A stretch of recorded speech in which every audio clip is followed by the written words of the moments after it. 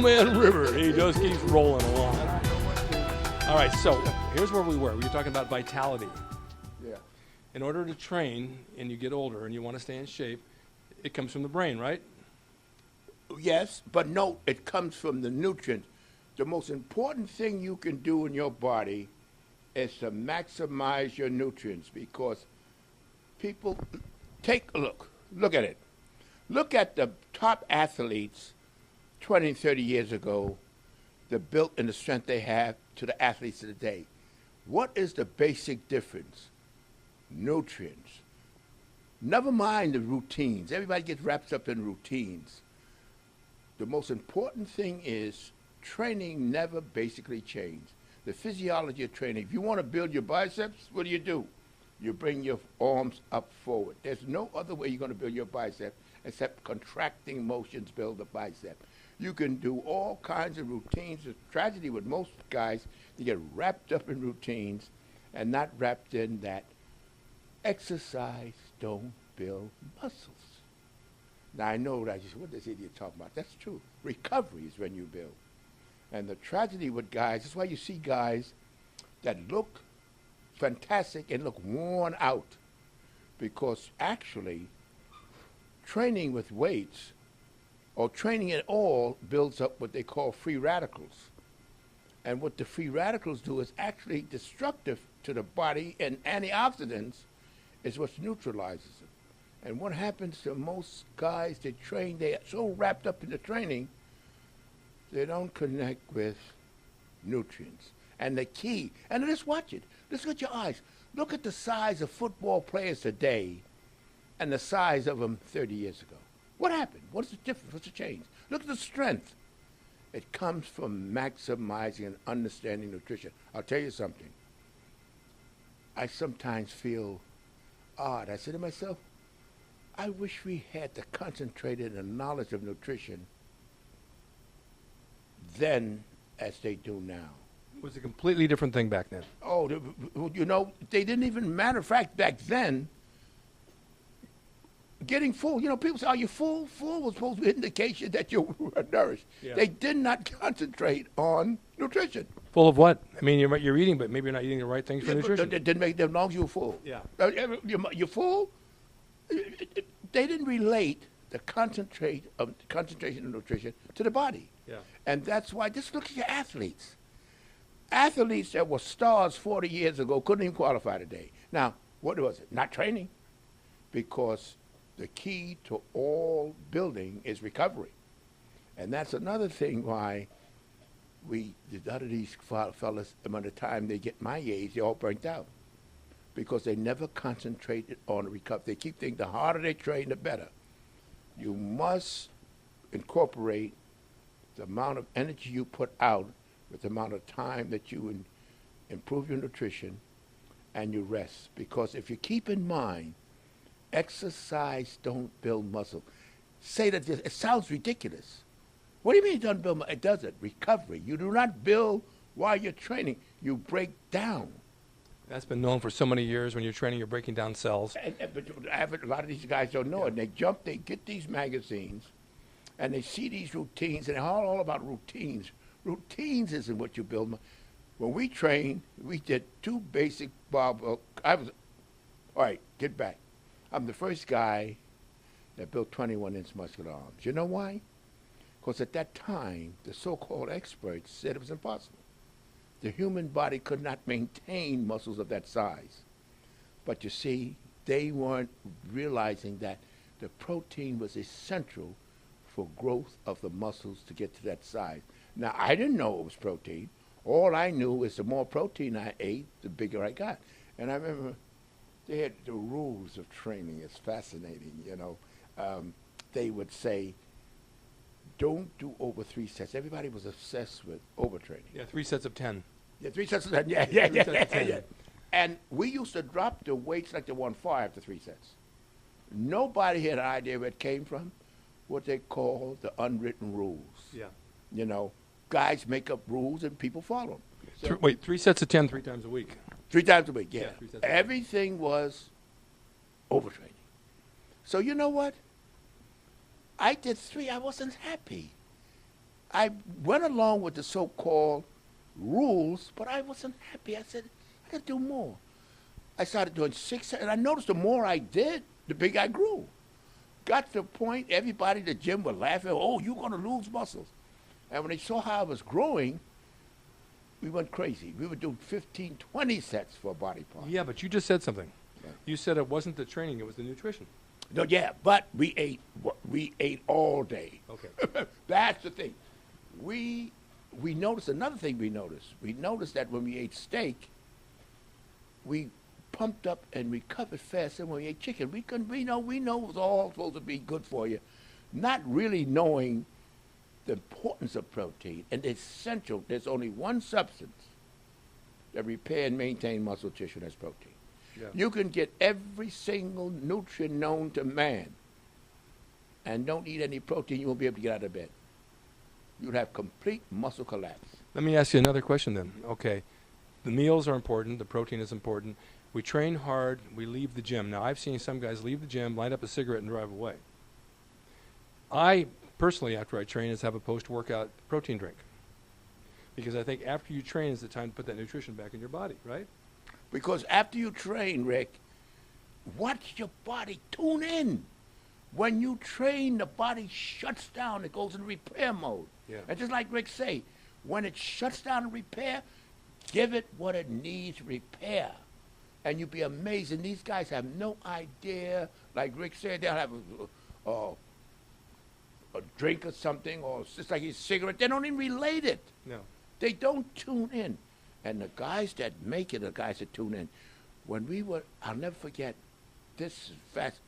We were so hungry for something when we were training. This was primitive days in our days. This is when people looked at you and thought you were muscle bound and carried these stories of, oh, I know a guy, he had so much muscle, he couldn't raise his arm and all that kind of crazy. Yeah, yeah. And I used to tell him, I said, well, I used to hit him right in the face because that's what I said, well, then how did he build? I said, so the best way to build muscle is not to raise your arm. Being that raising it, he was too, I said, then how did he build his muscles if he couldn't raise his arm? Well, I don't know. It's a tale. I know a guy, he had so many lats, he couldn't put his arm to the side. This was like putting down training, you know, because it was so primitive then. But go ahead, Rick. What are you going to ask the Mike? We're going to ask the Mike. What you're saying is back then, and even now, the guys that train, they walk around with a lat spread and their arms out like they can't move them. And you know you don't have to walk like that. It's just an ego thing. So you're not too muscular that you can't walk like a normal guy. I mean, Arnold always walked like a normal guy. But what I'm saying is you get older, the nutrition's even more important because your body isn't young. It's not repairing as quick as it did when it was young.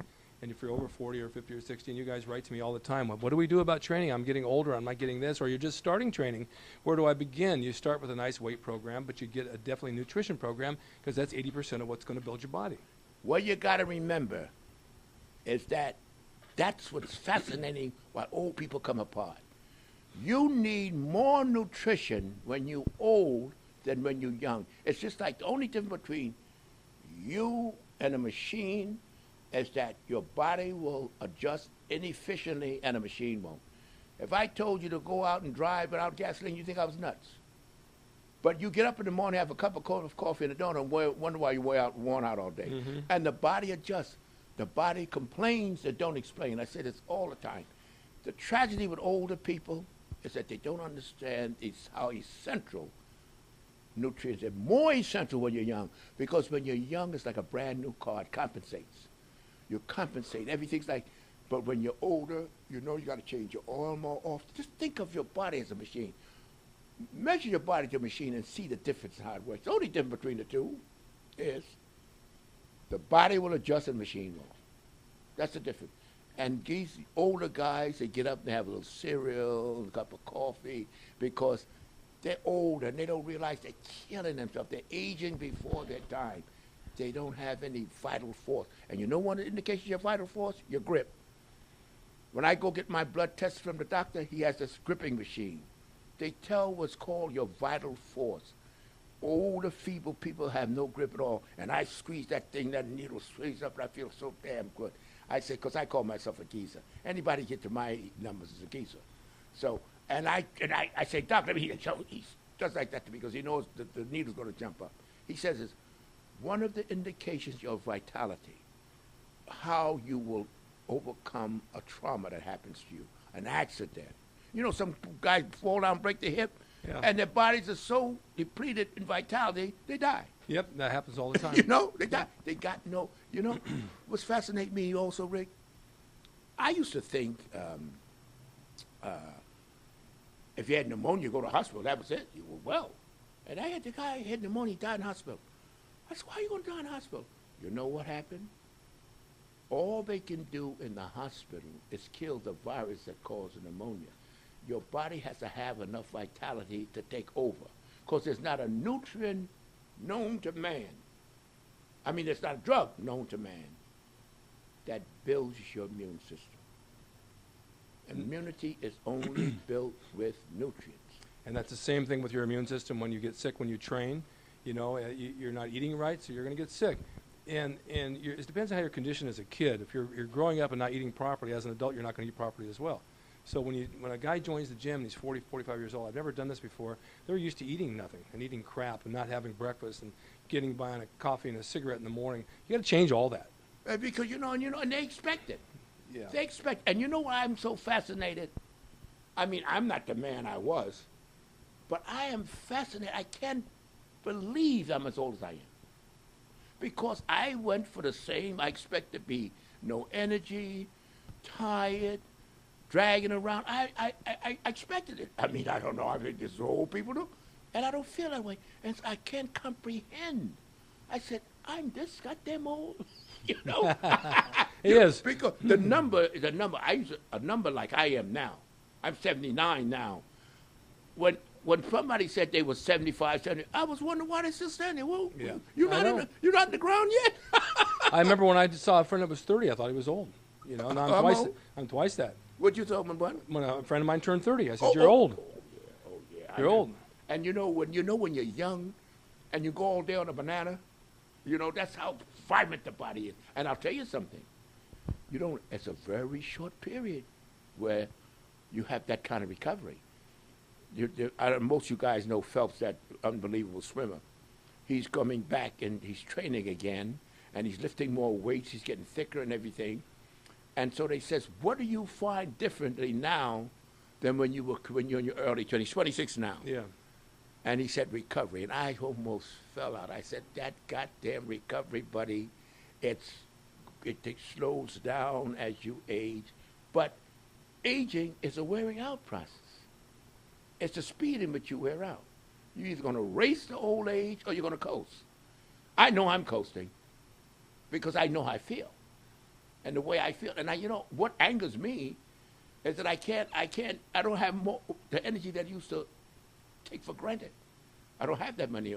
But when I see my friends around, something, another thing gets me? It's all the boys I grew up with are no longer here. Very few of the guys that I grew up with, all the old times I grew up, they're all gone. Very few of them made 80.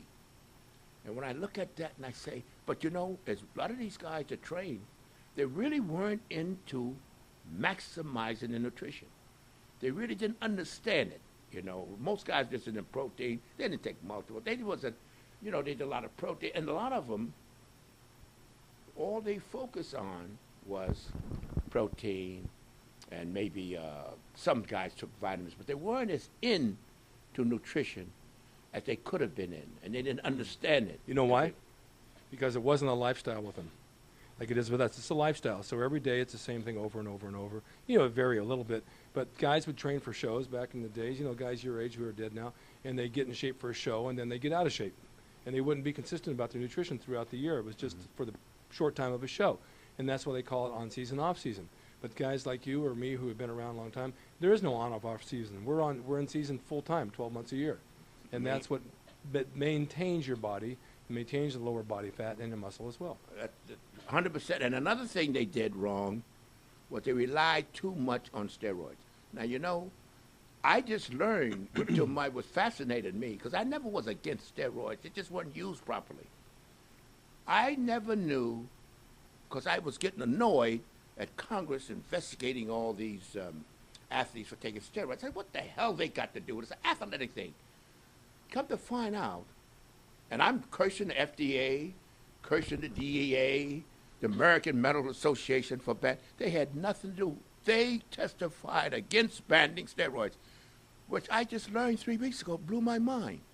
They said it's not addictive and it shouldn't be restricted. Yeah. But those 30-cent congressmen was trying to appease these mothers who complaining that the steroids, their children, they made a law banning steroids. Right. And so actually it's these organizations testified and said it's not addictive.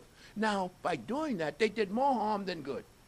Because what happened, bodybuilders are overdosing and getting all kinds of adverse effects, and doctors are scared to death of it because they don't want to get in trouble. Well, it's misuse. Yeah, they don't want to get in trouble. Yeah. So they don't bother with it, but if they would be able to monitor these bodybuilders, they wouldn't have the adverse effect with the joint problems, the heart problems that they get from overdosing. And I was like surprised because I'm listening to, it's funny what little knowledge you when you don't know. I didn't dream that. I was sort of like puzzled. Why they hold these congressional investigations for what these athletes? It's got nothing to do with them. No. I didn't realize that but they passed the law. It's also a money issue. They want tax money. They want to make sure it's controlled. No. Yeah. Not that the Congress banned that because all of the regulatory agencies was against banning. All of them.